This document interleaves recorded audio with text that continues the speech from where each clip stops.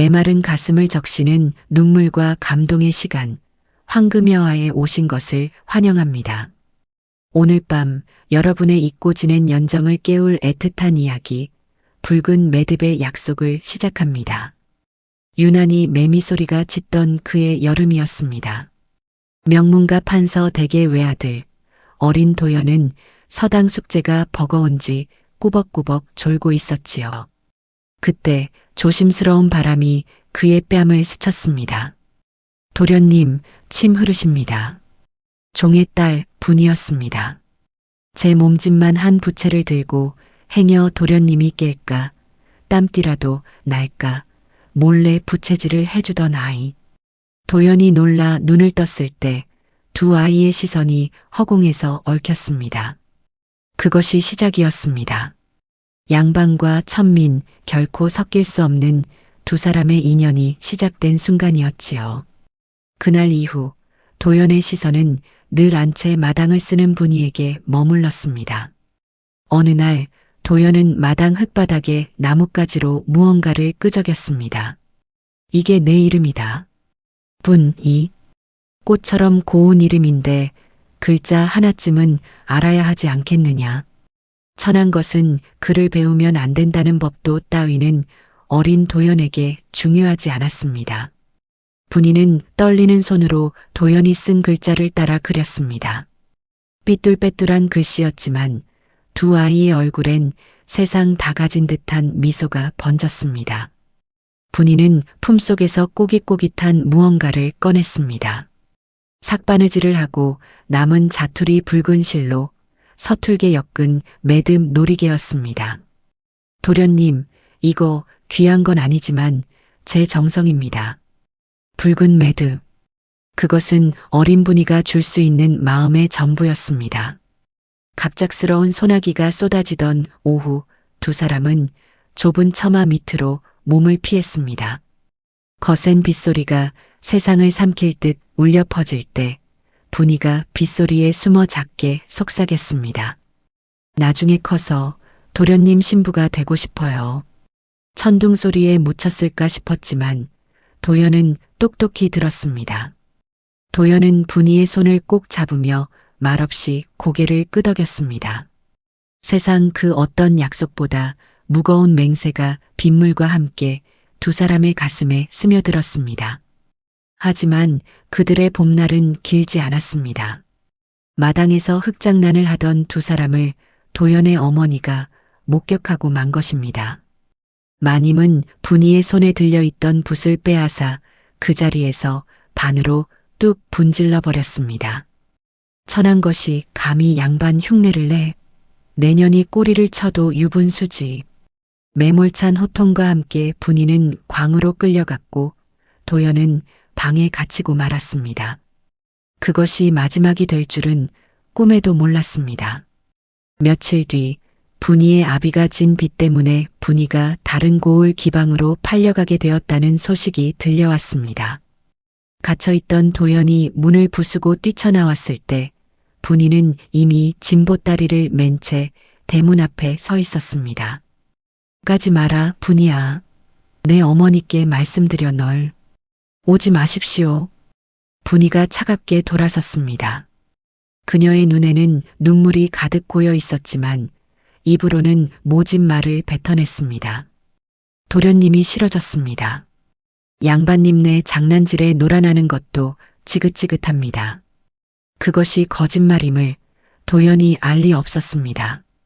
분이는 도연의 앞길에 자신이 오점이 될까 스스로 악역을 자처한 것입니다.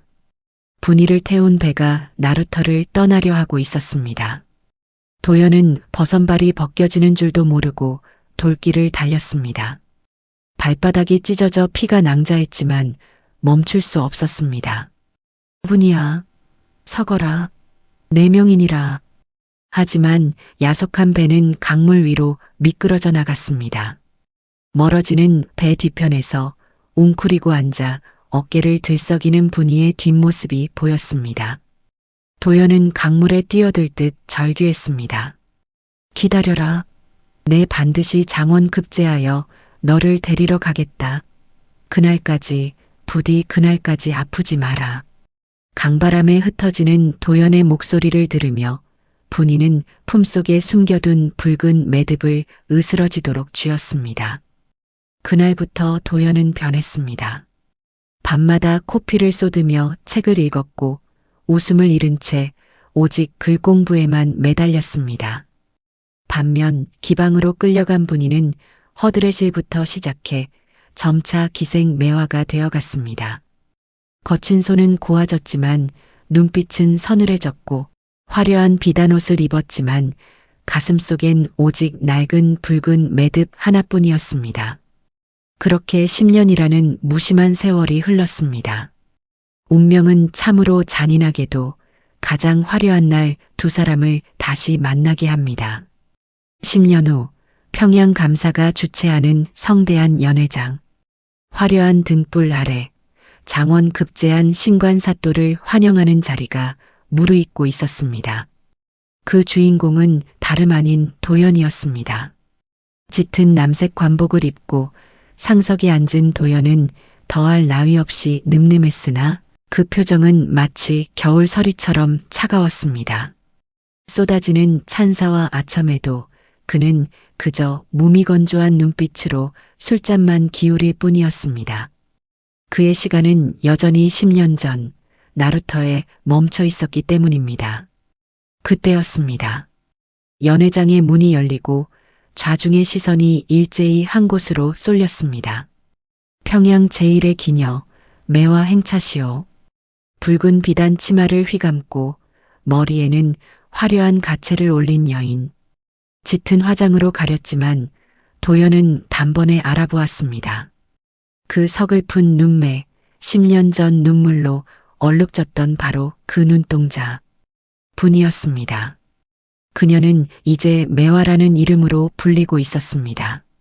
도연의 심장이 쿵 하고 내려앉았습니다. 호흡이 멈춘 듯 했습니다. 그가 술잔을 받으려 손을 뻗는 순간 매화와 정면으로 시선이 얽혔습니다. 아!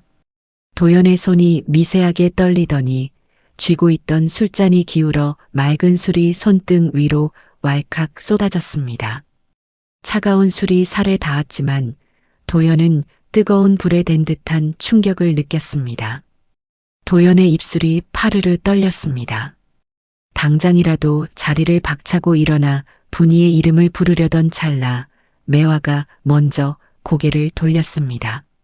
그녀는 도연을 모르는 사람 취급하며 옆자리에 앉은 다른 양반에게 짐짓 교태 섞인 웃음을 흘렸습니다. 그것이 도연을 지키기 위한 세상에서 가장 슬픈 연기였습니다. 도연은 애써 떨리는 마음을 다잡고 짐짓 엄한 목소리로 물었습니다. 그대의 이름이 무엇인가? 매화는 도연의 눈을 피하며 바닥을 응시한 채 건조하게 대답했습니다. 매화라 하옵니다. 매화라. 고향은 어디인가? 천한 기생에게 고향이 어디 있겠습니까? 발 닿는 곳이 집이고 술 따르는 곳이 고향이지요. 스스로 선을 긋는 매화의 대답에 도연의 가슴이 찢겨나갔습니다. 그때 분위기를 깨는 불청객이 끼어들었습니다. 이 고을의 세도가이자 탐욕스럽기로 소문난 박대감이었습니다. 허허, 우리 신관 사또께서 매화에게 푹 빠지신 모양이구려. 인연이 콧대가 높아 내 술은 받지도 않더니. 박대감은 득에 양양한 표정으로 매화의 가녀린 허리를 덥석 감싸 안았습니다. 매화의 몸이 굳어졌고 그 모습을 본 도연의 주먹이 하얗게 질리도록 꽉 쥐어졌습니다. 손톱이 살을 파고들어 피가 배어 나올 지경이었지만 그는 참아야 했습니다. 지금 나서면 그녀가 다칠 테니까요. 흥을 돋우거라. 호령에 맞춰 매화가 검은고 앞에 앉았습니다. 가늘고 긴 손가락이 현 위를 춤추기 시작했습니다. 흘러나오는 곡조는 구슬프고도 아름다웠습니다. 도연은 숨을 들이켰습니다. 그 곡은 어린 시절 도연이 콧노래로 흥얼거리면 분이가 조아라 따라 부르던 바로 그 가락이었기 때문입니다. 도연의 뜨거운 시선이 매화의 옆얼굴에 꽂혔습니다. 그 시선을 견딜 수 없었던 탓일까요? 팅! 날카로운 파열음과 함께 검은 고줄 하나가 끊어지고 말았습니다. 정적이 흘렀습니다. 마치 두 사람의 끊어질 듯 위태로운 인연처럼. 에잉, 재수없게. 술이나 따르거라. 박대감의 성화에 매화가 술병을 들고 도연의 앞으로 다가왔습니다. 술을 따르는 매화의 손이 잎사귀처럼 바들바들 떨리고 있었습니다. 술병과 술잔이 부딪히며 달그락거리는 소리가 났습니다. 도연은 그 떨림을 멈추게 하고 싶어 충동적으로 술병을 잡은 매화의 손 위를 덮을 뻔했습니다. 아주 찰나의 순간 두 사람의 손끝이 스쳤고 서로의 체온이 전해진 순간 둘의 호흡이 거칠어졌습니다. 술을 다 따른 매화가 황급히 자리에서 물러나려 몸을 돌렸습니다. 그때였습니다. 움직임에 따라 살짝 벌어진 매화의 저고리 섭 안쪽으로 무언가가 언뜻 보였습니다. 아주 낡고 색이 바랜 하지만 결코 버리지 못한 붉은 매듭이었습니다. 도연의 눈동자가 흔들렸습니다. 그녀는 잊지 않았습니다. 아니, 한순간도 잊은 적이 없었던 것입니다. 도연의 눈에 물기가 차오르기 시작했습니다. 연회의 소란이 잦아들고 취객들이 하나둘 자리를 뜰 무렵이었습니다. 매화가 지친 몸을 이끌고 기방으로 돌아가려 할 때 어둠 속에서 누군가 그녀의 앞을 가로막았습니다. 박대감의 하인이었습니다. 잠깐, 대감마님께서 별채에서 기다리신다. 귀한 손님이니 모시라 하셨어. 거부할 틈도 없이 하인은 매화의 팔을 거칠게 잡아 끌었습니다. 매화는 직감했습니다. 피할 수 없는 덫에 걸렸음을. 하지만 그 모습을 지켜보는 눈이 있었습니다. 연회 내내 매화의 동선을 쫓던 도연이었습니다. 그녀가 어두운 별채 쪽으로 끌려가는 것을 본 순간 도연의 이성이 끊어졌습니다. 도연은 쓰고 있던 관모를 벗어 바닥에 내던졌습니다. 그것은 양반으로서의 체면도 신관사또라는 지위도 모두 버리겠다는 무언의 선언이었습니다. 도연은 짐승처럼 어둠 속을 달렸습니다. 별채 문이 닫히고 매화는 밀폐된 방 안에 갇혔습니다.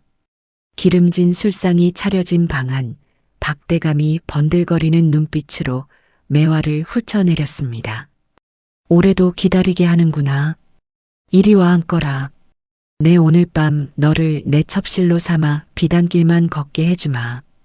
그것은 제안이 아니라 명령이었습니다.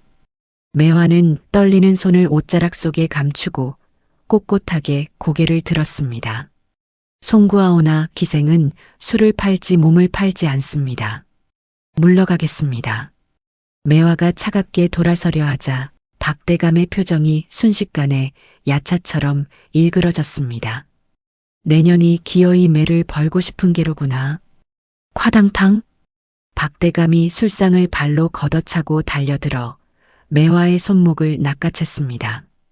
천한 것이 감히 양반의 말을 거역해. 내년에 몸뚱이 하나 취하는 건 일도 아니다. 거친 악력에 매화의 비명이 터져나왔지만 별채의 두꺼운 벽은 그 소리를 삼켜버렸습니다. 절체절명의 순간 매화의 손이 품속으로 향했습니다. 서늘한 빛이 번쩍이더니 작은 은장도가 그녀의 손에 들려 있었습니다. 하지만 칼끝은 박대감이 아닌 매화 자신의 목을 겨누고 있었습니다. 다가오지 마십시오. 한 발자국만 더 오시면 혀를 깨물고 죽겠습니다. 그깟 장난감 칼로 협박이라도 하겠다는 거냐? 박대감이 비웃으며 손을 뻗자 매화는 주저없이 칼을 휘둘렀습니다. 서거. 명주실 끊어지는 소리와 함께 매화의 저고리 옷고름이 힘없이 바닥으로 툭 떨어졌습니다. 그것은 죽어도 옷을 벗지 않겠다는 목숨을 건 정절의 맹세였습니다. 잘려나간 옷고름을 보고 이성을 잃은 박대감이 매화의 뺨을 올려붙이려 손을 치켜든 바로 그 순간이었습니다. 쾅! 굉음과 함께 잠겨있던 별채의 문짝이 부서져 나갔습니다. 나무 파편이 사방으로 튀었고 흙먼지 속에서 한 사내가 걸어 들어왔습니다. 도연이었습니다. 도연은 상황을 파악할 새도 없이 몸을 날렸습니다. 박대감의 손이 매화의 얼굴에 닿기 직전 도연의 손이 박대감의 손목을 허공에서 낚아챘습니다. 으악! 뼈가 으스러지는 듯한 고통에 박대감이 비명을 질렀습니다. 도연의 눈은 흡사지옥에서 기어나온 귀신처럼 분노로 이글거리고 있었습니다. 도연은 박대감을 바닥에 패대기 치듯 밀쳐내고 덜덜 떨고 있는 매화의 앞을 막아섰습니다. 그는 자신의 겉옷을 벗어 옷고름이 잘린 매화의 상반신을 감싸주었습니다. 그리고 바닥을 기는 박대감을 향해 평생 한 번도 내본 적 없는 서늘하고 묵직한 목소리로 일갈했습니다. 이 여인은 내 사람이다. 사또, 이게 무슨 미친 짓인가. 내 직위를 걸고 경고하건대 손끝 하나라도 건드리면 내 너를 베고 지옥으로 가겠다. 그것은 단순한 경고가 아닌 피로 쓴 선전포고였습니다. 박대감의 집을 빠져나온 두 사람은 뒤도 돌아보지 않고 달렸습니다. 도연은 거추장스러운 관복을 벗어 던졌습니다. 이제 그는 한성의 판서댁 아들도 평양의 신관 사또도 아니었습니다. 그저 한 여인을 사랑하는 사내 이도현일 뿐이었습니다. 차가운 밤 공기가 폐부 깊숙이 들어왔지만 맞잡은 두 손의 온기는 그 어느 때보다 뜨거웠습니다. 거기 서라. 놈들을 잡아라. 멀리서 횃불과 고함이 들려오자 도연은 분이를 이끌고 좁은 골목길 담장 밑 어둠 속으로 몸을 숨겼습니다. 두 사람의 몸이 빈틈없이 밀착되었습니다. 터질 듯한 심장 소리가 서로에게 고스란히 전해졌습니다. 분이의 거친 숨결이 도연의 턱끝에 닿았고 도연의 단단한 가슴이 분이의 등을 감싸 안았습니다. 공포와 설렘이 뒤섞인 묘한 긴장감이 어둠을 채웠습니다. 추격대가 지나가자 분이가 울먹이며 물었습니다. 어찌 이러십니까? 저 하나 때문에. 앞길이 구말리 같은 도련님께서. 아니, 틀렸다. 도연이 분이의 젖은 눈가를 엄지로 닦아주며 단호하게 말했습니다. 너 없는 앞길은 내게 벼랑 끝이나 다름없다. 내가 있는 곳이 곧 내 길이고 꽃길이다. 두 사람이 도착한 곳은 10년 전 그들이 생이별했던 바로 그 나루터였습니다. 강물은 변함없이 흐르고 있었지만 운명은 바뀌었습니다. 그때는 헤어지기 위해 섰던 곳이었으나 지금은 함께 떠나기 위해 선 곳이기에 도연은 망설임 없이 묶여있던 작은 조각배의 밧줄을 풀었습니다. 배가 강심으로 미끄러져 나가자 비로소 안도감이 밀려왔습니다. 강바람이 차다며 도연이 분이의 옷깃을 여며줄 때 분이의 품속에서 낡고 색이 바랜 붉은 매듭이 툭 떨어졌습니다. 이걸 아직도 한순간도 정말 한순간도 놓은 적이 없습니다. 분이의 고백에 도연의 눈시울이 붉어졌습니다. 10년의 세월 그 모진 풍파 속에서도 그녀를 지탱해 준 것은 오직 이 낡은 실타래 하나였습니다. 도연은 그 붉은 매듭을 집어들었습니다. 그리고 끊어진 한쪽 끝을 자신의 손목에, 다른 한쪽 끝을 분이의 손목에 단단히 묶었습니다. 화려한 혼례복도 축복해주는 하객도 없었습니다. 오직 달빛만이 증인이 된 세상에서 가장 초라하지만 가장 아름다운 혼례였습니다. 이 줄이 끊어지기 전까지, 아니, 내 숨이 끊어진다 해도 다시는 너를 놓지 않겠다. 도련님, 아니 서방님. 출렁이는 물결 위로 달빛이 부서져 내렸습니다. 좁은 조각배 안 두 사람의 그림자가 하나로 포개졌습니다. 도연이 조심스럽게 분이의 입술을 찾았습니다. 10년을 참아온 그리움이 맞닿은 순간 강물 소리마저 숨을 죽인 듯 고요해졌습니다. 흔들리는 배는 마치 요람처럼 두 사람을 안고 어둠 속으로 자유를 향해 흘러갔습니다. 세월이 흘러 어느 깊은 산속 오두막. 비단 관복 대신 거친 무명옷을 입은 도연이 장작을 패고 있었습니다. 이마엔 땀방울이 맺혔지만 얼굴엔 예전엔 볼 수 없었던 환한 미소가 걸려 있었습니다.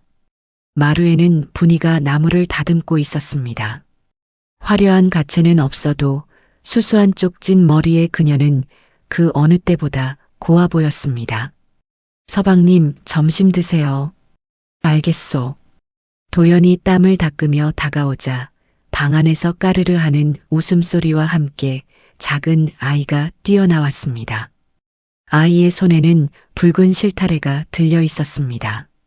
도연과 분이는 서로를 마주보며 웃었습니다. 부귀영화는 바람처럼 스쳐 지나갔지만 두 사람의 사랑은 단단한 바위처럼 그 자리에 남았습니다. 오늘의 이야기가 여러분의 마음에 잔잔한 파동으로 남기를 바랍니다. 이 먹먹한 여운을 계속 함께하고 싶으시다면 구독과 좋아요로 황금여화의 손을 잡아주세요. 꿈결 같은 편안한 밤 보내시길 바랍니다. 오늘의 질문입니다. 만약 여러분이 도연이었다면 평생 보장된 부귀영화를 버리고 사랑하는 사람을 위해 모든 것을 포기할 수 있으신가요? 여러분의 솔직한 마음을 댓글로 남겨주세요.